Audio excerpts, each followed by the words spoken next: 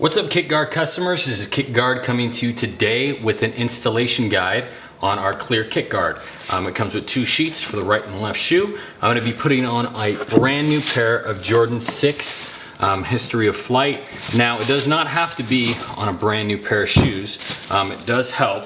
But if it's a used pair of shoes, what you'll do is clean the bottom before you actually apply the KickGuard. And it can be on any shoe. It doesn't have to be a Jordan. It adheres to any type of material, whether it's a foam bottom, clear bottom, rubber bottom, or even polyurethane. Some shoes have polyurethane bottoms. So if that's the case, they work with all of them. They adhere to everything, and they also have the grip to it, like none of the other protectors have. So with that being said, you're going to need a pair of scissors.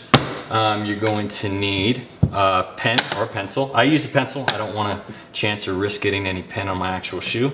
You're going to need some alcohol, 70%. This stuff's really cheap, supermarket. And you're going to need a heat gun. Wagner heat gun, they're very cheap. You know, there's other brands out there. This is the one I decided to go with, usually around $15 to $20. So with that being said, the first thing you do is you will wipe down the bottom of the shoe. Now, you can use an old rag. You can use you know, some type of t-shirt or whatever the case may be. This is a rag that I use you know, for cleaning my car or whatnot. This is one of the older ones. So what you'll do is you'll just rub the bottom with the alcohol. It's not gonna hurt anything, just to make sure that you have any of the oil from the factory when they pull it out of the mold, and or any type of dirt on the bottom. Like I said before, if it's a pair of shoes that has been worn, you will have to clean the bottoms first, and then after that, you can go ahead and apply the KickGuard. So that's A number one,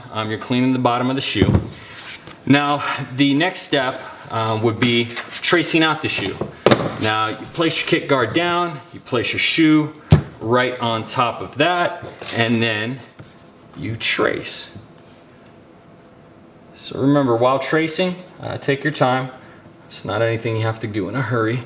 You can use a pen, like I said, but with a pencil, for me, I feel a little bit more confident that I won't get any ink on the side of the shoe or slip or whatever the case may be. So it's as simple as that. You're gonna be able to see the outline. You're gonna cut the outline of the shoe with your scissors. Now, depending on how accurate you wanna be, this is completely up to you. It might take a little bit more time for some of the shoes because they might be a little bit more detailed as far as the curves of the shoe. You know, the front might be a little bit shorter than the back, whatever the case may be. Go ahead and take your time when you're doing this. I'm trying to do it a little bit faster than normal just for, you know, time's sake of the video. So when you're cutting around,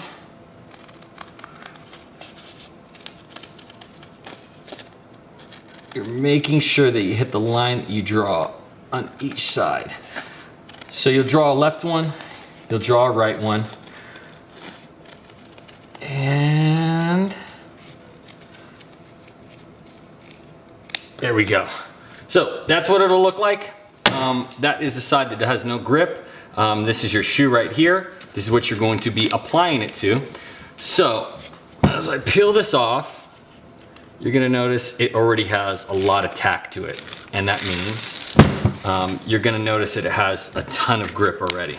So while you're placing it on the shoe, you're lining it up, making sure that it hits the back, and then making sure that it hits the front.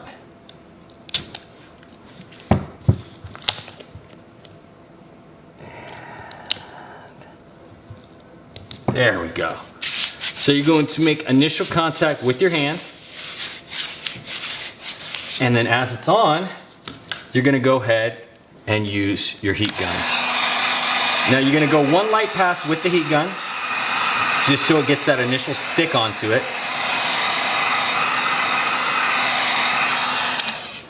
And then you're gonna press it down firmly. Now, here's a trick. You don't always have to do this, but I've noticed that it helps the plastic actually adhere to the shoe. When you're putting this on, you find your flex point, which is right about here on most shoes, and you're going to make an incision all the way across. Now, the reason for doing that is basically your shoe has a natural flex to it, no matter where it is, whether it be a little bit further to the front or further to the back. You don't want this kick guard to get pulled off because of the flex of the shoe. So you will have a line right here. I usually try to overlap the two of them so that way no dirt gets in between. And then you're going to go ahead and make your second pass all the way around. And you'll notice that it'll start adhering to the shoe and forming to the shoe on each side. Now again, you have that option. If you don't want to make that, cut in the middle of the shoe, you don't have to. I've just noticed that it works a ton better when it's adhering to the shoe. And that's pretty much it. I mean, you've got the clear kick guard already on. It's, sealed all the way around the sides. It's obviously got, the center right here. A little bit extra heat on. And that's it. Now you go to the next one and you go ahead and draw the line around the other shoe, and your kick guard is on. It's designed differently than any other protectors that are out there. Reason why is I've noticed that a lot of them, even through my reviews, either are too slippery, too thin, don't last, come off. So there's a lot of flaws with a lot of the different products that are out there right now. And personally, this one and the new kick guard color that we have coming out is going to be our products that we're really going to be pushing towards a lot of the sneakerheads and just people in general that want to keep their grails and or important shoes in pristine condition. So there you go, your kick guard install guide. I thank you guys for tuning in, and if you have any questions, go ahead and leave them in the comments below. And if not, go ahead and email us at kickguard@gmail.com, and you can also order through us directly via email or our Etsy page. Have a good day. Take care. God bless.